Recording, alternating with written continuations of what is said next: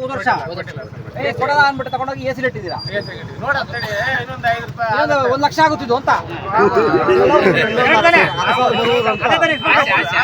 ಕೊಡ್ಲಿಲ್ಲ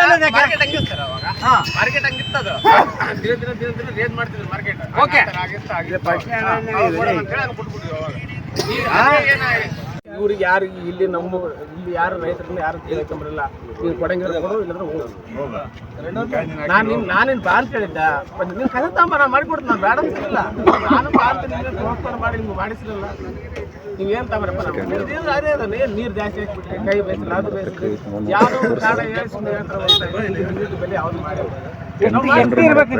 ನಿಗದಿತ ಬೆಲೆ ಎಷ್ಟಿರ್ಬೇಕು ಅಂತ ಅನ್ಕೋತೀನಿ. ನಮ್ಗೆ ಏನಂತೆ ಅವ್ರಿಗೆ ಗೊತ್ತಿದ್ದೇನಿಲ್ಲ.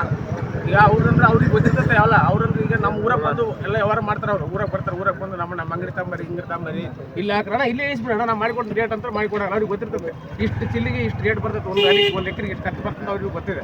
ಅವ್ರಿಗೆ ತಿಳ್ಕೊಂಡು ಅವ್ರಿಗೆ ಕೇಳ್ಕೊಂಡು ಅವ್ರಿಗೆ ಮಾಡಿಕೊಡ್ಲ. ನಮ್ಗೇನು ಬೇಡ. ಅಲ್ಲಪ್ಪ, ನಿಮ್ಮ ನಿರೀಕ್ಷೆ ಪ್ರಕಾರ ಒಂದು ಎಕರೆಗೆ ಎಷ್ಟು ಬೆಂಬಲ ಇದ್ರೆ ಬೆಲೆ ಇದ್ರೆ ನಿಮ್ಗೆ ವರ್ಕೌಟ್ ಆಗುತ್ತೆ ಸರ್? ಒಂದು ಎಕರೆ ಸರ್ 1 ಕ್ವಿಂಟಲ್ ಬಂದು 30,000 ಬಂದು ಬೆಂಬಲ ಬೆಲೆ ಬೇಕೇ ಬೇಕು.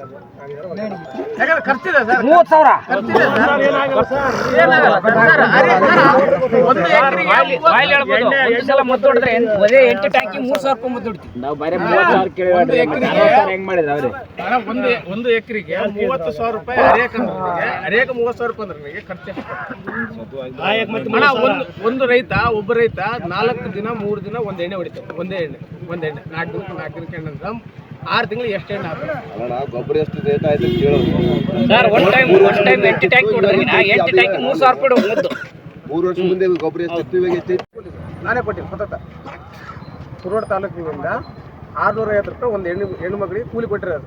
ಆಸಾಕ ಕೂಲಿ ಅದು ಒಪ್ಪಂದ ಆದ್ರೆ ನನಗೆ ಒಂದು ಹೆಣ್ಣು ಮಗಳಿಗೆ 1,000 ರೂಪಾಯಿ ಸರ್ ಒಬ್ಬೊಬ್ಬರಿಗೆ.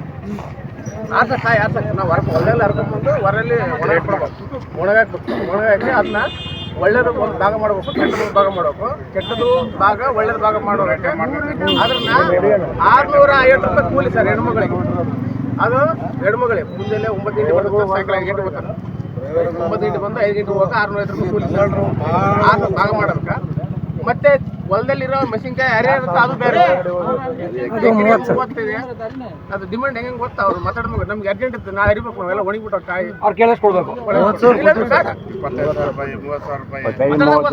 ಈಗ ನಮ್ಗೆ ಅವಸರ ಇತ್ತಂದ್ರೆ ಈಗ ನಾವು ಅರ್ಜೆಂಟ್ ಇರ್ತದೆ ಒಡೆ ಹೋಗ್ಬೇಕಂದ್ರೆ ನೀನು 500 ಸಾಲ ಇಸಿ ನಮ್ಮ ಇಲ್ಲಾಂದ್ರೆ ವಾಪಸ್ ಮಾಡ್ತಾರೆ. ಯಾರು ಕೆಲಸ ಹಂಗಾಗಿ ರೇಟ್ ಮೇಲೆ ಓದ್ತದೆ ಸರ್. ಅದ್ರ ಮೇಲೆ ಹಂಗಾಯ್ತು. ಈಗ ಏನ ಸರ್ ಇಲ್ಲಿ ಏನಾಗಿದೆ ಸರ್, ಇಲ್ಲಿ ರೈತರ ಬೆಲೆ ಇಲ್ಲ. ಇದು ದಯಮಾಡಿ ಮ್ಯಾಗಿನಿಂದ ಅಧಿಕಾರಿಗಳು ಇದನ್ನ ಸ್ಟಾರ್ಟಿಂಗ್ನಾಗ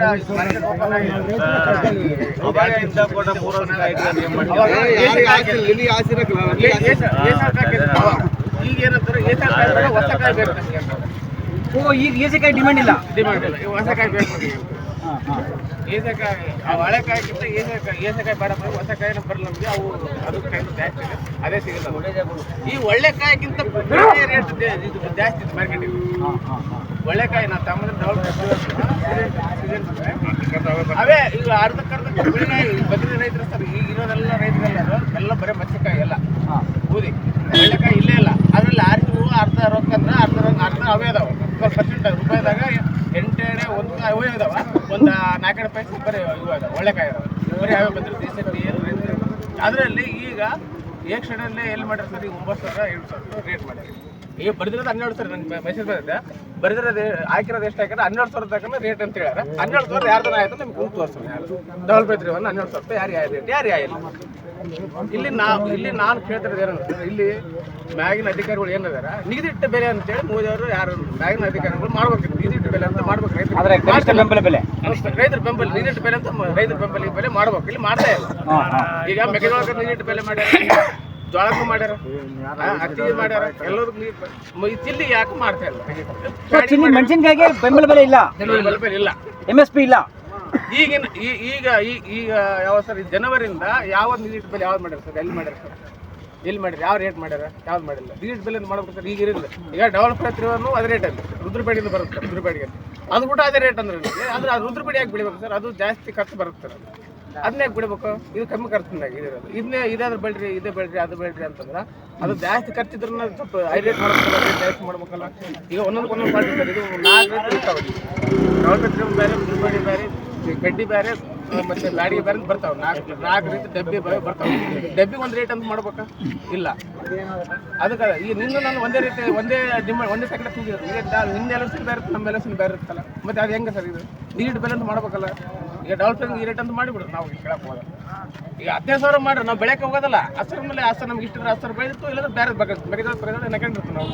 ಈಗ ಮೆಕ್ಕೆಜೋಳ ಬರುತ್ತೆ, ಮೆಕ್ಕೆಜೋಳ ಮಾಡ್ಕೊಂಡು ಬಾಳಕ್ಕೆ ಬರುತ್ತೆ, ಅಷ್ಟಕ್ಕೆ ಏನು ಹಾಕ್ಯಂತ ನಾವು. ಈಗ ನಾವು ಐ ರೇಟ್ ಈಗ ನೋಡ ನಾವು ಈ ಸಲ ನಾನು ಹೋದ ಸಲ ನಾನು ಬೆಳೆದಿಲ್ಲ ಸರ್. 50,000 ರೂಪಾಯಿ ಕೇಳ್ಯಾರ. ಈಗ ನಾನು ಸಪೋಸ್ ಯಾರೋ ಒಬ್ರು ಬೆಳೆದಿಲ್ಲ 50,000 ರೂಪಾಯಿ. ನಮ್ಗೆ ಏನಾಗ್ತದೆ ನೆಕ್ಸ್ಟ್ ಇಲ್ಲಿ 50,000 ರೂಪಾಯಿ ಬಿಟ್ಟಲ್ಲಿ ಹೆಂಗೆ ನಾನು ಬೆಳಿಬೇಕಾಗುತ್ತೆ? 50,000 ನಾನು ಹಾಕ್ಬಿಡ್ತೇನೆ. 5 ಎಕರೆ ಕೇಳಿ ಯಾವ್ದು ನಮ್ಗೆ ಗುತ್ತಿ ಮಾಡಿಬಿಡೋಣ. ನಿಮ್ದು ಒಳ್ಳೇದೇ ಸರ್. ನಿಮ್ಮ ಜಮೀನು ನಾವು ಮಾಡಕ್ಕೆ ಎಷ್ಟು ಕೊಡ್ತಾರೆ ಸರ್? 65,000 ರೂಪಾಯಿ ಗುತ್ತಿ 1 ಎಕರೆ ವರ್ಷಕ್ಕೆ 6 ತಿಂಗಳು ಬಂದೆ. 6 ತಿಂಗಳು ಮಾತ್ರ ಒಂದು ಬೆಳೆಗೆ. ಮತ್ತೆ ನೀರು ಬರೋದು 6 ತಿಂಗಳು ಸರ್ ನಮ್ಮ ಕಡೆಗೆಲ್ಲ. ನಮ್ಮ ಕಡೆ ಬಳ್ಳಾರಿ ನೀರು ಬರೋದಲ್ಲ, ತುಂಗ ಬರ್ತಾರೆ. ಇದು ಹೆಚ್ಚು ಕಾಲಿ ಬರುತ್ತೆ ನಮ್ದು. ಆ ಕಾಲಿ ನೀರು ಬರೋದು ಬರೀ 6 ತಿಂಗಳು ಮಾತ್ರ ನೀರು ಬರೋದು. 6 ತಿಂಗಳು ಬೆಳೆ. 6 ತಿಂಗಳಾಗ ನಾವು ಏನು ಬೆಳ್ಕೊಬೇಕು? ಅವ್ರಿಗೆ 1 ಎಕರೆಗೆ 65,000 ರೂಪಾಯಿ ಗುತ್ತಿ ಕೊಡ್ಬೇಕು ನಾವು. ಏನು ಇದೆ ಸರ್ ರೈತರಿಗೆ ಗುತ್ತಿಗೆ ಏನು ಕೊಡ್ಬೇಕು? ಇಲ್ಲಿ 100 ರೂಪಾಯಿ ಇದೆ, 10,000 ರೂಪಾಯಿ ಕ್ವಿಂಟಲ್ ಕೊಟ್ರೆ 10 ಕ್ವಿಂಟಲ್ಗೆ 1 ಲಕ್ಷ ರೂಪಾಯಿ ಇರ್ತಾರೆ. ಅದು ಏನು ಕೊಡ್ಬೇಕು? ಅದು ಬೆಳೆದೇನೋ ಗೊತ್ತಿದ್ದೇನೋ ಮಣ್ಣಿಗೆ ಒಂದೇ ಸರ್. 1 ಎಕರೆಗೆ ಖರ್ಚು ಒಂದು ಚಿಲ್ಲಿ ಬೆಳಿಬೇಕಂದ್ರೆ 1 ಎಕರೆಗೆ 60,000 ರೂಪಾಯಿ ಖರ್ಚು ಬರುತ್ತೆ.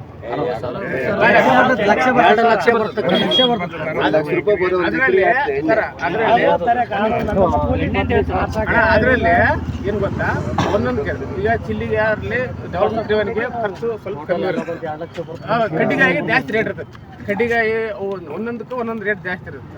ಅದಕ್ಕಾದ್ರೆ ಜಾಸ್ತಿ ಖರ್ಚು ಬರುತ್ತೆ, ಮೇಂಟೆನೆನ್ಸ್ ಜಾಸ್ತಿ ಬರುತ್ತೆ. ಕಡ್ಡಿಗಾಯಿಗೆ ಡಬ್ಬಿಗಾಯಿ ಮಾಡೋಕೆ ಅವಕ್ಕೆ 1 ಲಕ್ಷ ಚೆನ್ನಾಗಿ ಬರುತ್ತೆ. ಇವು ಡೆವಲಪ್ಮೆಂಟ್ ನಾವು ಒಂದು ಸ್ವಲ್ಪ ಕಮ್ಮಿ ಖರ್ಚು ಬರುತ್ತೆ. ಹಂಗಾಗಿ ನೀರಿಟ್ಟ ಬೆಲೆ ಅಂತೇಳಿ ಮ್ಯಾಗೆಲ್ಲ ಬೆಂಬಲ ಬೆಲೆ ಇಷ್ಟೇ ಅಂತೇಳಿ ನಮ್ಗೆ ಕೊಡ್ಬೇಕಂತೇಳಿ. ಯಾಕೆ ಈಗ 50,000 ರೂಪಾಯಿ ಕೇಳಿದ್ರೆ 50,000 ರೂಪಾಯಿ ಕೊಡೋ ನೀವು ಮೇಲೆ ಕೇಳಿದ್ರೆ ನಾಳೆ ಇನ್ನೊಂದು 5 ರೂಪಾಯಿ ಜಾಸ್ತಿ ಆಗುತ್ತೆ ಅಂತೇಳಿ ಆ ರೈತ ನಾವು ಇದೇ ಲಾಸ್ಟ್ ಬೆಳೆ ಈ ಟೈಮ್ ಲಾಸ್ಟ್ ಅದು ನಮ್ಗೆ ಏನಿದ್ರೆ ಈಗ 2 ತಿಂಗಳು ಜನವರಿ ಫೆಬ್ರವರಿ ಮಾಡ್ತೀವಿ. ನೆಕ್ಸ್ಟ್ ಮಂತ್ ನಮ್ದೆಲ್ಲ ಮುಗಿದೋಗ್ಬಿಡುತ್ತೆ. ಈಗ ಬಂದಿರೋ ರೈತರೆಲ್ಲ ಈಗ ಒಂದು ಅರ್ಧ ತಮ್ಮದಿರ್ತಾರೆ, ಇನ್ನೊಂದು ಅರ್ಧ ಇರುತ್ತೆ ಹೊಲದಲ್ಲಿ ಇರುತ್ತೆ ಅಷ್ಟೇ. ಲಾಸ್ಟ್ ಅದೇ ಮುಗಿಯೋದು ನಮ್ದು ಏನು ಬಂದ್ರೆ ಲಾಟ್ರಿ ಬಂದ್ರೆ ಬರ್ಬೋದು ಅಂತೇಳಿ ಆ ಟೈಮ್ ಹಂಗೆ ಏಸಿಗೆ ಇಟ್ಬಿಟ್ಟು ಯಾವಾಗ